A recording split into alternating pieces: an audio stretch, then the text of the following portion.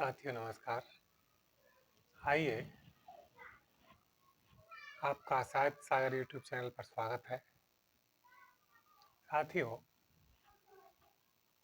हम हिंदी व्याकरण की जानकारी आपके लिए दे रहे हैं और पीछे जो हमने वीडियो बनाई थी उसमें हमने शब्दों के भेद दिए कि शब्द दो प्रकार के होते हैं, सार्थक शब्द और निरर्थक शब्द। तो आपने वो देखी होगी, सार्थक शब्द किसे कहते हैं, निरर्थक शब्द किसे कहते हैं। कुछ शब्द साथ में भी चलते हैं और आज हम फिर इसी पर आधारित अगला स्टेप लेते हैं अपना, बनावट के आधार पर। बनावट के आधार पर शब्दों के कितने भेद होते हैं? तो बनावट के आधार पर शब्द के 3 भेद होते हैं। नंबर 1, वे शब्द होते हैं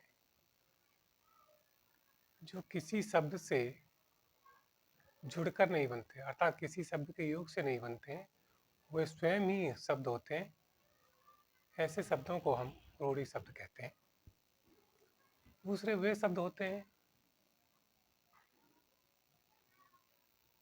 अर्थात यौगिक शब्द जो दूसरे शब्दों के योग से मिलकर बने होते हैं, जैसे पुस्तकालय, विद्यालय, छात्रावास है, व्यायाम है। तो ये दूसरे शब्दों के योग से मिलकर बने होते हैं। और तीसरे वे शब्द होते हैं जो योगारूढ़ होते हैं, अर्थात 2 या 2 से अधिक शब्दों से मिलकर बने होते हैं, लेकिन उनका सामान्य अर्थ नहीं होता, उनका अर्थ कहीं अलग होता है। जैसे जलज, पंकज। जलज माने कमल होता है, पंकज माने भी कमल होता है। तो कमल पंकज कहते हैं। अब पंख माने होता है कीचड़, पंख माने कीचड़ होता है, और प्लस जय अर्थात उत्पन्न होना, तो जय उत्पन्न होता है। तो कीचड़ में उत्पन्न होता है, अर्थात कीचड़ में कमल उत्पन्न होता है। तो हमारा रूढ़िवाद है कि कमल उत्पन्न होता है, लेकिन उसमें तो और भी बहुत सी चीज़ें उत्पन्न होती हैं। जोंक पैदा होती है, सर्प पैदा होते हैं, मेंढक पैदा होते हैं, कीचड़ में तो बहुत सी चीज़ें पैदा होती हैं। लेकिन जो हम वो देते हैं, विशेषता बतलाते हैं, अर्थात जिसको आधार मिला हुआ है वो कमल ही है। इसी प्रकार जलद बादल के लिए कहते हैं, जल देने वाले के लिए कहते हैं। मनुष्य भी जल देता है तो उसे जलज नहीं कहेंगे, जलद नहीं कहेंगे, लेकिन मनुष्य को, बादल को ही जलद कहेंगे, क्योंकि बादल ही जल देता है, वर्षा करता है। तो इस तरह से ये योगारूढ़ शब्द हुए। तो आइए देखते हैं हिंदी।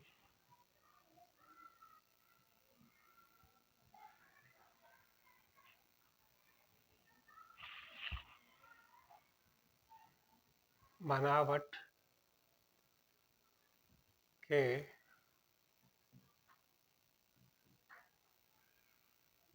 आधार पर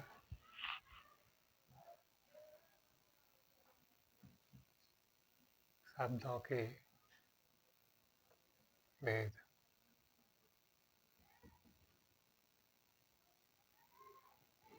तो बनावट के आधार पर शब्द के इनके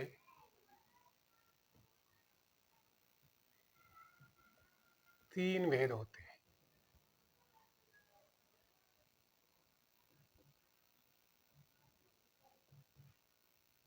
3 भेद होते हैं। नंबर 1 होता है रूढ़ि शब्द।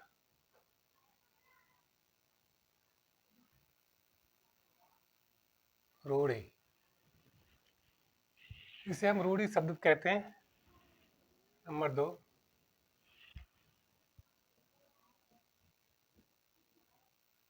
यौगिक। और नंबर 3 योगा रूढ़। योगा रूढ़ शब्द, तो ये हमारे 3 शब्द हुए, ताकि से हम योगा रूढ़ ही भी कह लेते हैं। तो ये बनावट के आधार पर हमारे शब्दों के जो भेद हैं, इनके 3 भेद होते हैं: रूढ़ी शब्द, यौगिक शब्द और योगा रूढ़ शब्द। अब ये जो रूढ़ी शब्द है, नंबर 1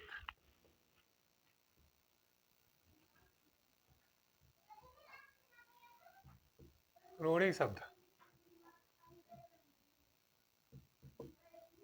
ये वे शब्द होते हैं जो किसी दूसरे शब्द की सहायता के बिना बनते हैं, अर्थात इनको किसी दूसरे शब्द की आवश्यकता नहीं होती है, वे रूढ़ी शब्द कहलाते हैं। जैसे जैसे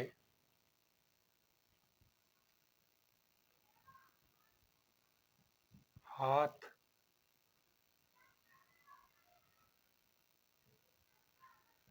कान आदि, ये हुए हमारे रूढ़ी शब्द। अब योगा रूढ़ शब्द, यौगिक, नंबर 2 पर आते हैं।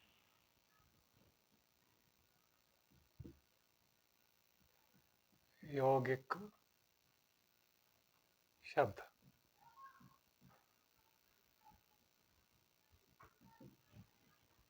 ये वे शब्द होते हैं जो दूसरे शब्द के योग से बने होते हैं। वे शब्द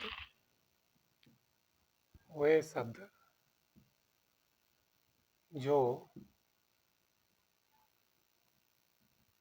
दूसरे शब्द के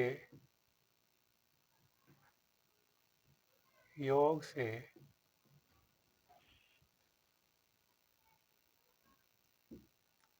बने होते हैं यौगिक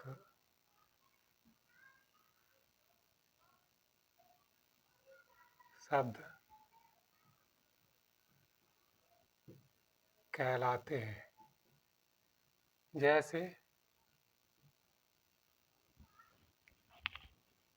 विद्यार्थी,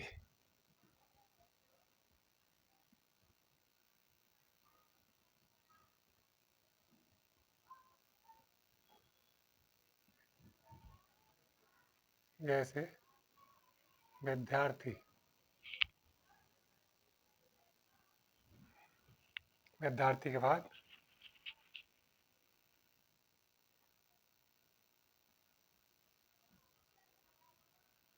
छात्रावास,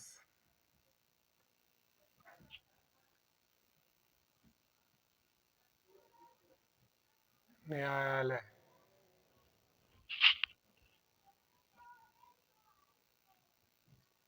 पुस्तकालय आदि। यौगिक शब्द वे शब्द होते हैं जो दूसरे शब्द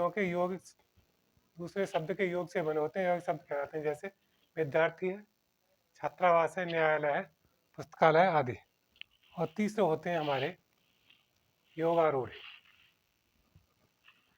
नंबर 3 होते हैं हमारे योगारूढ़ शब्द। योगारूढ़,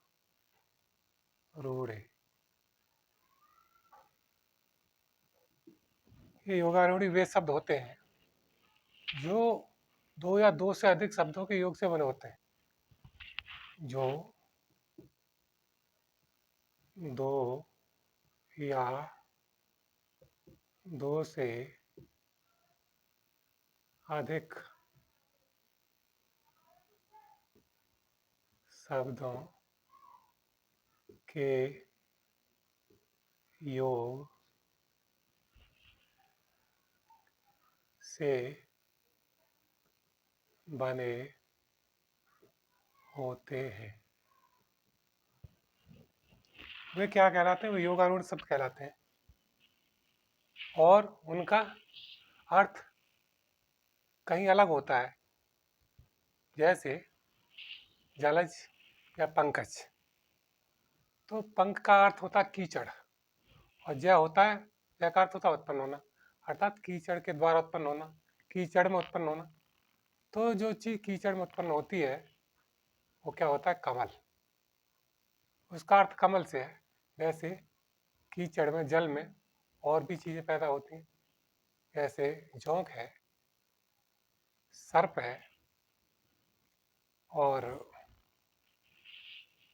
मछली है। ये भी चीजें उससे पैदा होती हैं, लेकिन उसका जो अर्थ है वो, उसका अर्थ कहीं दूसरी जगह लगता है। अर्थात पंख कीचड़ में पैदा होने के कारण जो होता है वो क्या है? जलज, जलज अर्थात कमल। ऐसे ही जल देने वाला जलद, अर्थात वह मनुष्य भी हो सकता है, लेकिन मनुष्य को जलद नहीं कहते। अर्थात जब बारिश होती है तो बादल को ही जलद कहा गया है। अर्थात जो जल देता है कौन? बादल, तो उसके लिए जलद कहा गया है। लेकिन जल यदि मनुष्य दे तो उसको जलद नहीं कहा जा सकता। तो ऐसे शब्द जो होते हैं वो योगारूढ़ी शब्द होते हैं। जैसे